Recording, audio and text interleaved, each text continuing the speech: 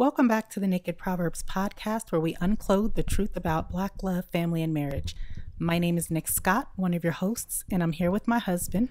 What's going on? It's your boy Rich, and today we are going to talk about someone sleeping in your bed. Sounds scandalous. Right at the start of every episode, we always remind our listeners that we are not trained, licensed, or professional therapists or counselors. While some of what you hear on Naked Proverbs might make you feel like you're in a therapy session, always remember Naked Proverbs is our platform to share our advice, our experience, our stories, and our opinions. If you haven't already, make sure you're following the Naked Proverbs on whatever podcasting platform you listen on. And if you like what you hear, show us your love and support by giving us a 5-star review on iTunes. As always, we want to start off by saying thank you to our listeners. We truly appreciate you choosing to tune in and listen to us each week. Now, if you didn't know, Naked Proverbs has a website, www.nakedproverbs.com. And on this website, you can find out all kinds of interesting information, such as all of the things that are new going on with Naked Proverbs. If you follow us on Facebook or Instagram, you already know that we dropped our very first digital ebook. Yeah. Called Bunch of Ways You Can Have Fun When You Are of Person of Color. That's not what it's called. Oh. It's called 30 Date Ideas for Black Couples. I was close. You were not. I said colored people. It's okay. Well, 30 date ideas for Black couples. And no, that is not clickbait. No, that is not a marketing gimmick. These are truly ideas that are for the culture. And I'm telling you now, all 30 of them are things that are outside the box. They're not your typical just run-of-the-mill date ideas. So go check it out. They're not. Definitely check it out. But what else is on the website? What else is going on? What else is going on is we launched our t-shirt line, which is inspired by Black love. So you definitely want to get on the website, www.nakedproverbs.com. There's a whole lot going on in the Black community right now. A whole lot. And you may have missed this, but there is a top athlete. He is a sophomore in high school that has said that he is truly considering going to an HBCU. Now, that may not seem like big news, but when you stop and you think about the exodus of top players going to HBCUs, this is huge. This young man is in, I think, the top 15 or top 5 even. Mikey Williams, if you don't know him, go check him out. He's got over 1 million followers on his Instagram, and people like Carmelo Anthony, LeBron James, Dwayne Wade. Like, when I say he's got over 1 million followers, it's not like me and you. It's legit like big name people in his industry that he's trying to get into at some point.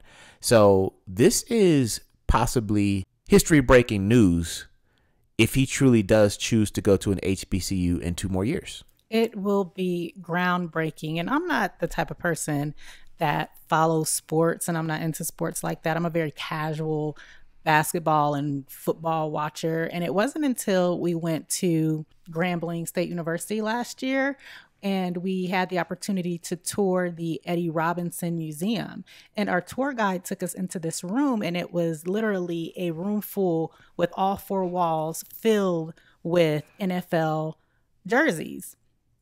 And so she explained to us that these were jerseys of past alum and or past players from their football program who went on to play in the NFL. And she went on to explain to us how Black colleges were the recruitment ground for the NBA and for the NFL and for the MLB until I don't remember what time period it was. But at some point it changed to where now all of the top athletes, high school athletes in these programs, they're choosing to go to PWIs, and that has really hurt the universities financially. And that's really what Mikey Williams said. I'm going to read what he said. He basically was like, now, this isn't his exact words, so Mikey, forgive me. And if you're not listening, somebody tell Mikey to tune in.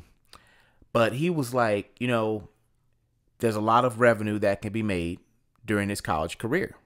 And that's, he's speaking of in the terms of the university, not for him, because we all know you can't pay our black players because they're getting an education. So the millions and billions of dollars they bring into the university should be good enough. But anyway, that's a whole different topic. So he said that if he has the opportunity to bring in this revenue for a college, why would he not want to bring that back to the black community? And so he says that basically there are multiple HBCUs that have made the cut. And as he continues to narrow down the list, he will make sure that he continues to have HBCUs on that list. Because for him, he sees this as his opportunity as a young African-American male to give back to the community.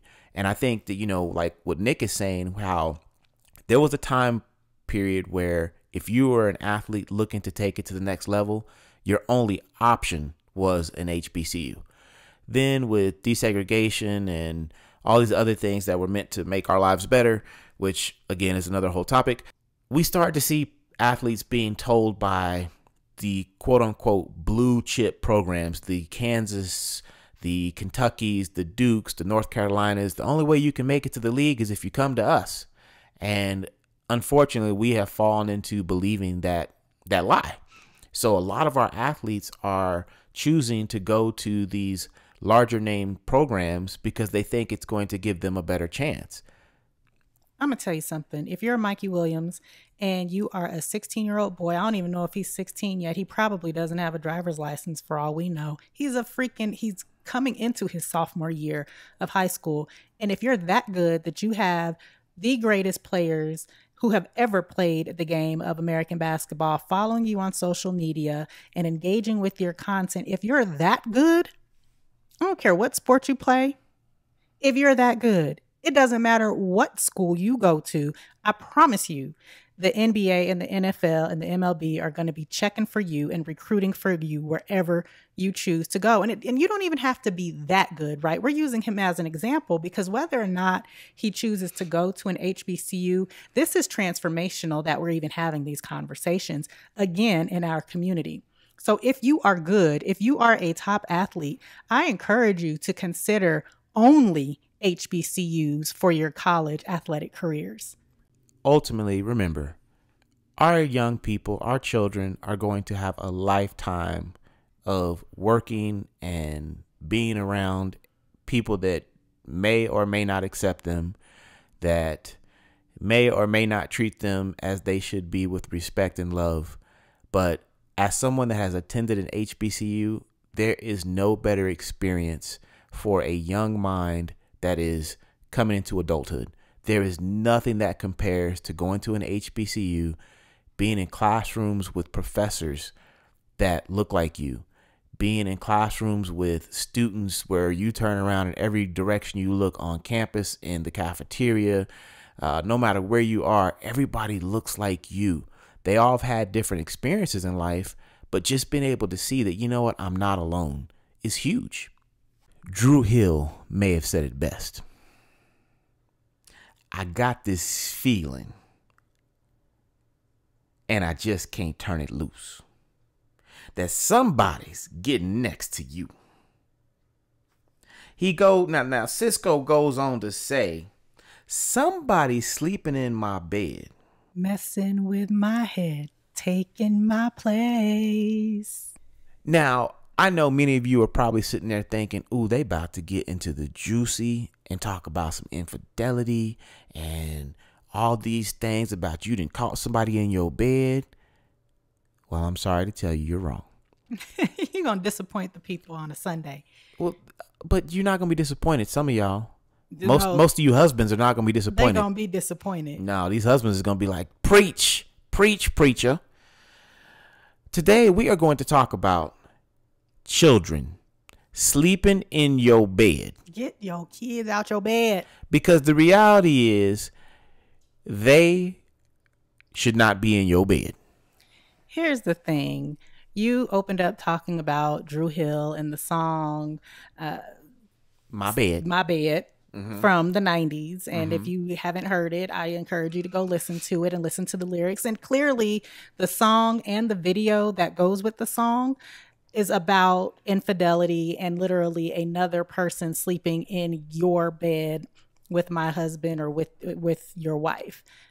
But the truth is, sleeping in my bed, messing with my head, taking my place can also be applied to your kids that are sleeping in the bed with you.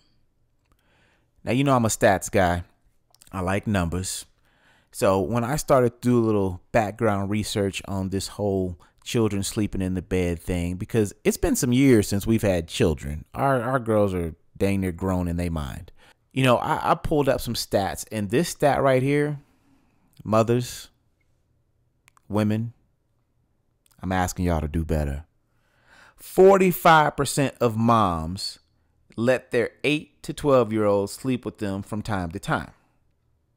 And 13% permit their child to sleep with them every night.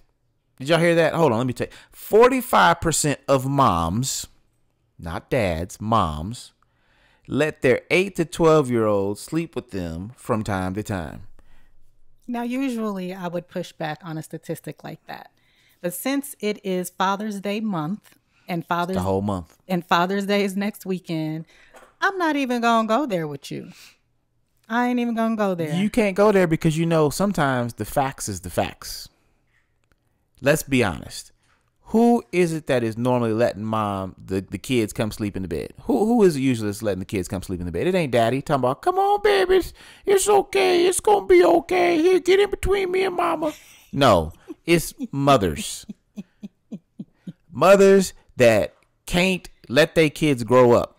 See, now, okay, again, normally I would push back on that comment, but since it's a week before Father's Day and I will be celebrating you, I'm going to let you have that one. However, I will say that there might be times, and I know that I had times when the girls were little, that mothers would let their kids sleep in the bed. And, you know, one of those times are when the husbands are traveling.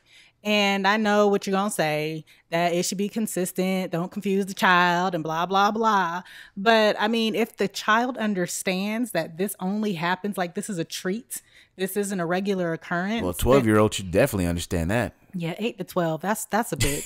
That's old. 45% of mothers of 8 to 12-year-old children let their kids sleep in the bed. So we know that if your kids are younger, that number's even higher. Let's be honest. Because I would say that a lot of times children sleep in the bed because it's convenient and easier for the parent. And 8 to 12-year-olds are probably not getting up out of bed because they're scared of the dark or because it's raining outside. But those toddlers, those are the reasons they're getting out of bed, right? They're still learning what right looks like. And it's up to the parent and up to the mother. Let's be clear. I am not an advocate of kids sleeping in the bed.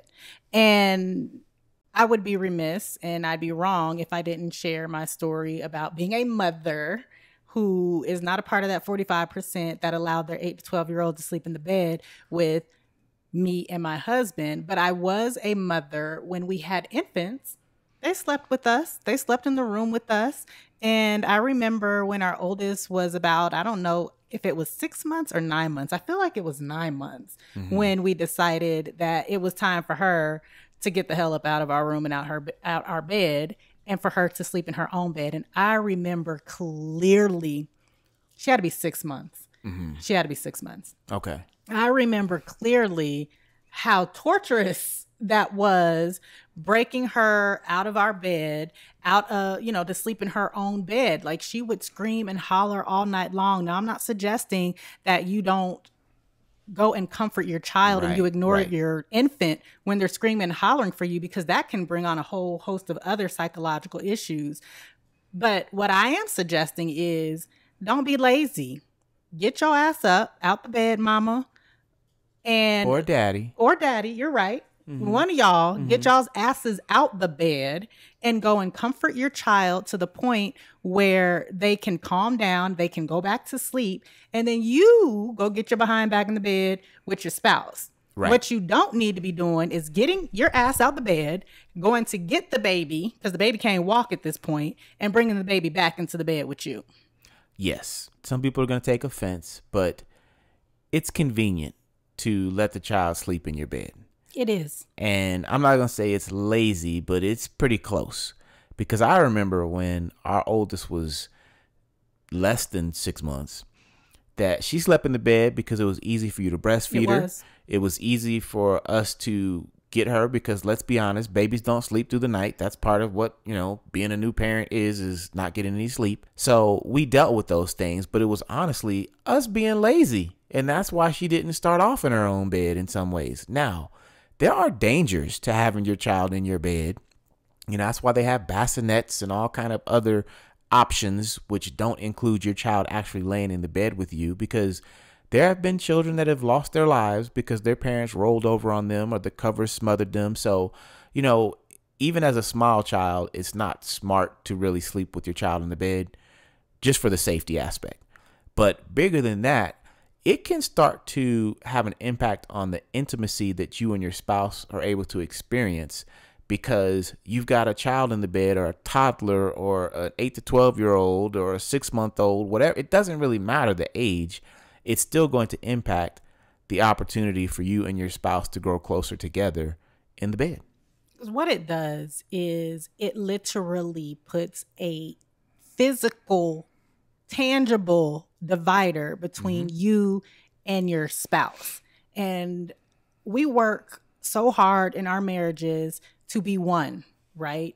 We want to be one. We're one flesh. We're one unit. We're one team. We're one partnership. And then when you make the choice to physically put a human between you two, that can cause problems in your marriage. And I don't know if y'all watch Married to Medicine, but one of the doctors, the anesthesiologist, her husband brings this up all the time about her grown-ass kids, grown-ass son sleeping in the bed with him, and he goes to sleep in the guest room. Like, what the hell kind of stuff is that?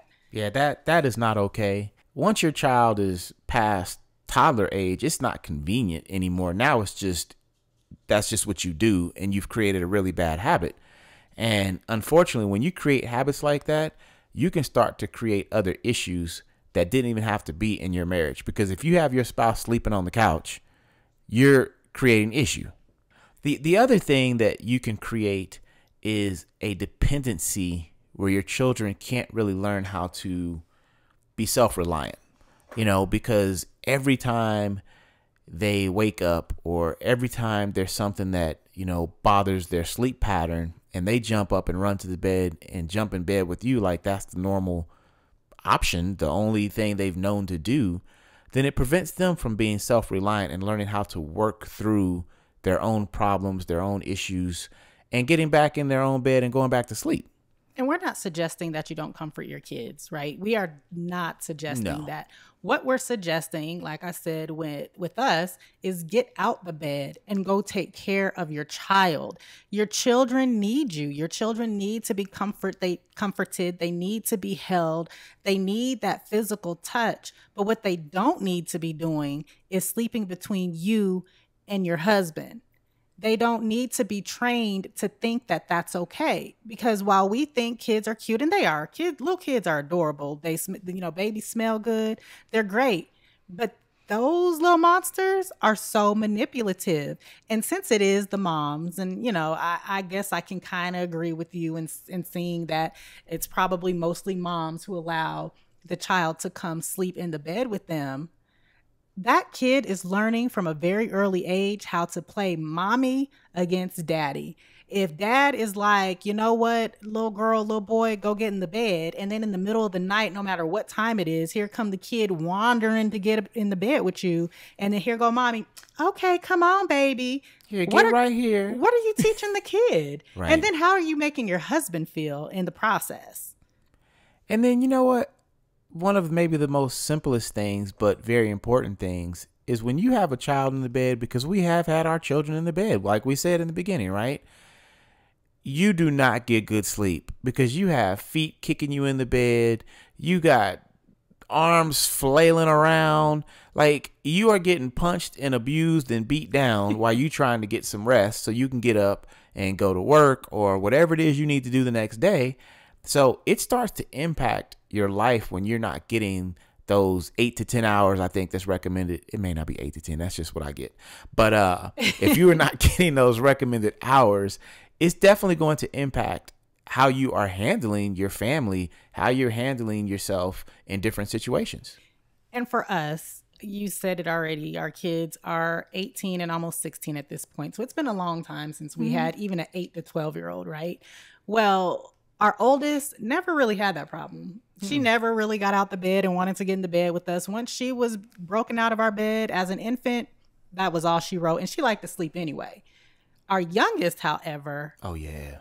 she did want to sleep with us because she came out of my body and lived in a room with her sister until we bought our house. And then she had her own room. And during that time, I guess she was about 1 year old. She did not like sleeping by herself. And what she would do is not come and knock on our door and crawl in our bed. But what she would do is go and get in the bed with her sister. And then if her sister's door was closed or she couldn't get in the bed with her sister, and this is going to sound terrible, but it's too late for y'all to call CPS on me. We would wake up in the morning and our child would be laying in the hallway, either in front of our door or in front of her sister's door. Curled up like a guard dog. You know, in the little fetal position. Yeah, she would. Well, the thing about that is okay, it might sound harsh, you know, and I would wake up and I didn't never think, oh, my baby, I should have let her sleep in the bed with me. I was like, girl, why didn't you just stay in your bed? Right. The behaviors you encourage will be the behaviors that your children will embrace. And because we've never really encouraged, like, oh, well, come on, just jump in the bed with us. Our kids have never really done that to the point that I've seen other people's children do it, or to the point that other people have talked about their children doing it. So to me, it's like, you know, okay, well, if you are here now, right, you are at that point where you've got a 12-year-old that's still getting in the bed with you, or a toddler, or whatever, right? 4 or 5, 6, right. 7. It's not, because let's be honest, a 6-month-old is not getting in the bed on their own. You're going to pick them up and put them in your bed. But any child that is able and capable of walking and getting into the bed themselves, then you need to start to focus on that and solve that. How do you do that? Well, my opinion is that you don't let it happen in the first place. Right. And that's what we did. We nipped it in the bud before it became a problem. So when I did allow our youngest to sleep with us when you were on vacation, it was a treat for her. I was on vacation. Vacation. I'm like, wait a minute. When did I ever go on a vacation without y'all? You have been on vacation without us, but it wasn't when they were little. I'm like, you just said when you was on vacation. I'm like, when you were traveling. I'm like, when I was deployed, that was no vacation. When I was traveling for work, that was no vacation. Well, that's a great point, because even when you were deployed, you were gone for an extended amount of time. And even during that time, I didn't allow the kids to sleep in the bed with me because they were still so young. I did not want to instill that habit in them, right, and them thinking that this is the way that it's supposed to be, because by the time you got back, kids grow leaps and bounds in 18 months. So by the time you get back, they're totally confused. They're like, well, I've been doing it, so why right, now I got to do it? And I think that's a great point, because it may not be your spouse is deployed, but it may be that your spouse works nights, or that your spouse travels for work, or whatever the reason is, so that 4 or 5 days out of the week, they're not home at bedtime. And you're creating this environment where, it's like, well, I'm going to read you a book in mommy and daddy's bed. Then the child falls asleep. And instead of you getting them up or you picking them up and taking them to their bed, you just say, well, it's easier for me just to leave them here. Well, I think the kid needs to start out in their bed, and they need to end in their bed. I agree. So we're talking about solutions, right? Don't let it happen in the first place. So if you have an infant right now, don't start that habit. Just don't. If you have an older child, you need to break the habit. How do you do that? You make them sleep in their bed. Parent, mama, daddy, make them sleep in their bed. Don't give in. These little suckers, I'm telling you, they're cute, they're adorable, and they're witty, and they say the cutest little stuff. Make them sleep in their bed. But I would say before any of that, you have to slap yourself about 3 times, mothers and fathers if you part of it. But let's be honest, we already we already read 45% is mamas. So mothers, they are part of it because they are also allowing it to happen. Well, okay, parents, take your own hand, slap yourself 3 times. Now, shake your head real good, and then I want you to realize that you are the problem. It is not your child. It is not just because of the bad habits that have formed, because bad habits can be broken. You are the problem. Say it with me. You are the problem. Message. Now that you've slapped yourself, you recognize that you are the problem, you have to be committed. It is not easy, and especially if you have a toddler who can get up and come to your bed whenever they want to do this. Like, it's not easy. The easy piece would be to just say, oh, well, roll over, let them get into bed. Well, what are you teaching them, right? Now, I know you're not going to like what I'm about to say, but my wife says it all the time. We are mammals. We are very similar to how you can train a dog. You can train a human. Y'all may not believe that, but you can train a human. Oh, y'all are trained. We're all trained. So if you continue to reward bad behavior, getting up and getting in your bed, then you are training your child that is okay. It doesn't matter what you're saying. Your behaviors and your actions speak much louder than the words that you're saying. So if you really don't want that to happen anymore, you don't want that child coming in between you and your nookie time, then you need to start to be consistent. And if they come get in your bed or they come knock on your door, turn their little butts right around, put them right back in their bed, and make them go to sleep. Parents need to parent. Something else you need to do besides being consistent is you need to make sure that you establish a routine bedtime, because unfortunately, I have heard parents that have toddlers and young kids that will say, well, my kid goes to bed whenever I go to bed, or my kid goes to bed whenever they get sleepy.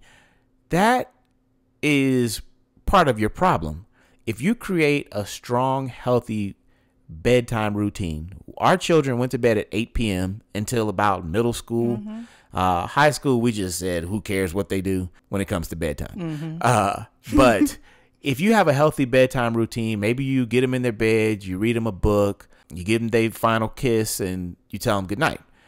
Now, reality is, the first few times you try this, and when I say few, it might be a few weeks, months, years. No, it shouldn't be years.